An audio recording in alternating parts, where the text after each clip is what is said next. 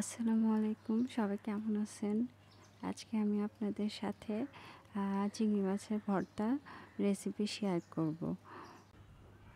তো চলুন দেখে নেওয়া যাক কিভাবে আমি চিংড়ি মাছের ভর্তাটা রেডি করলাম। এখানে আমি চিংড়ি মাছের ভর্তার জন্য কিছু চিংড়ি মাছ এভাবে বেছে ধুয়ে তারপর নিয়ে নিলাম। এরপর এখানে আমি পেঁয়াজ, কাঁচামরিচ, তারপর রসুন, এগুলি সব একটা প্লেটে সব রেডি করে রেখে নিলাম। এরপর আমি চুলায় একটি ফ্রাই প্যান বসিয়ে এখানে হালকা একটু তেলের মধ্যে আমি সব রেডি করা পেঁয়াজ, রসুন, চিংড়ি মাছ দিয়ে দিলাম।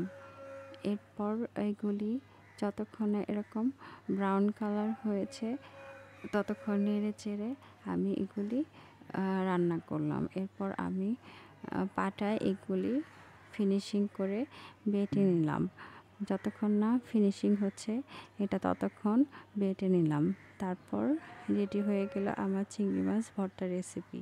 কেমন হয়েছে সবাই জানাবেন প্লিজ। আল্লাহ হাফেজ।